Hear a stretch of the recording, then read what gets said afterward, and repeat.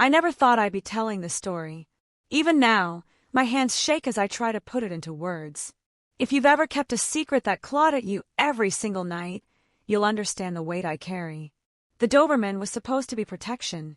My husband, Mark, insisted we get him after a string of burglaries in the neighborhood. I wasn't against it. In fact, the moment I saw him, strong, sleek, and alert, I felt something strange. He was intimidating to others, but to me he was safety. He was presence. And in a house that often felt too empty, that meant more than I admitted. Mark worked long hours, sometimes not coming home until past midnight. I told myself I was fine with it, that it was for us, for our future. But the truth? I was lonely. Loneliness makes you notice things you normally wouldn't. It makes you weak in ways you never thought possible. One evening, while I was out walking the Doberman, I ran into our neighbor's son Jason. He'd grown up just a few houses down, but I hadn't seen him in years. The boy I remembered had turned into a man, confident, charming, and dangerously attentive. He bent down to pet the dog, and when his eyes lifted back to mine, something passed between us. Something I should have looked away from. But I didn't. That small exchange became a spark, and sparks have a way of turning into fires when there's too much emptiness inside. The Doberman seemed to sense it. Every time Jason came around after that, the dog would watch us with unblinking eyes, like he knew. Like he was silently judging me. And maybe he should have been.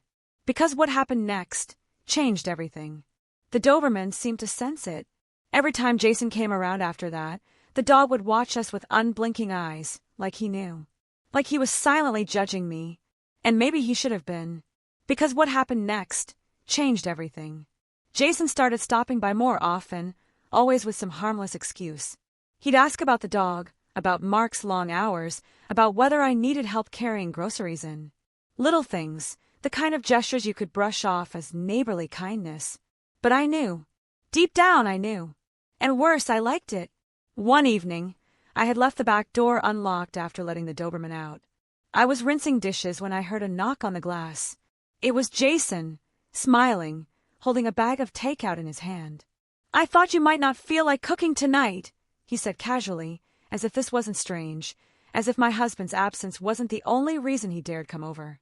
I hesitated, my chest tight, but the smell of warm food, the loneliness of another empty evening, and the way his eyes lingered on me, it all mixed into something I didn't have the strength to fight. I let him in. The Doberman padded inside after him, tail stiff, ears high. He sat by the doorway watching us. Always watching. We ate at the counter, laughing more than we should have. I told myself it was innocent, but I knew better. Every time his hand brushed mine, reaching for the chopsticks, a jolt of electricity shot through me. Every time his eyes lingered too long, the room seemed smaller, hotter. By the time the plates were empty, the silence between us was loud enough to hear. Jason leaned in, his voice low, almost a whisper. "You know I shouldn't be here like this." And before I could think, before I could stop it, I whispered back, "Then don't stop." The Doberman growled low, a sound that sent shivers through me. He knew. God, he knew. The Doberman growled low, a sound that sent shivers through me. He knew. God, he knew. Jason froze for a second, his eyes flicking to the dog, then back to me. His lips curled into a half-smile, the kind of smile that dares you to cross a line you swore you never would. "He won't hurt me," Jason whispered. "Not if you don't." I should have stopped it right there. I should have told him to leave, to walk back out that same door he had come in. But instead, I stood still, heart pounding so loud I swore the whole neighborhood could hear it. Jason took a step closer. The Doberman didn't move. He just sat there, silent, his sharp eyes locked on me, as if waiting to see what choice I'd make. And then Jason's hand brushed against mine again. Only this time, I didn't pull away. It felt like my entire body betrayed me in that moment. The warmth of his skin, the nearness of him, the way his breath mixed with mine, it was all too much. My back pressed against the counter as if I needed something solid to keep me from collapsing under the weight of temptation. "You don't have to be alone tonight," Jason murmured, his voice lower, heavier. And still, I didn't stop him. The Doberman shifted, claws clicking softly against the tile, pacing as though he could feel the storm building inside me. His presence was like a mirror, reminding me of loyalty, of the vows I was about to break. But instead of pulling me back, the reminder only made me ache more. Because loyalty was the very thing I was missing. Jason's lips hovered just inches from mine.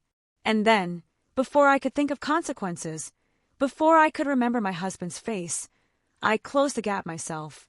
That single kiss was the point of no return. That kiss led to more. Too much more. The kitchen, the couch, the very rooms where my husband's laughter once lived. Jason and I crossed every line that night. And through it all, the Doberman never looked away. When it was over, I sat there, trembling, the weight of what I had done crushing me harder than any embrace ever could. Jason slipped out quietly, like a shadow, leaving only the faint smell of his cologne behind. The house was silent, except for the sound of the Doberman's breathing. He sat by the doorway, his eyes locked on mine, unblinking, merciless. He didn't bark, he didn't growl. He just knew. And in that silence, I realized something that still haunts me. The Doberman had been brought into my home to protect me. But that night, he became the protector of a truth I could never share. Every time I look at him, I see not loyalty, not safety, but the reflection of my betrayal. And maybe that's why he changed my life forever. Not because he saved me from danger, but because he became the living reminder of the danger I created myself. I don't need anyone to tell me what I did was wrong. I see it every single day, in the Doberman's eyes.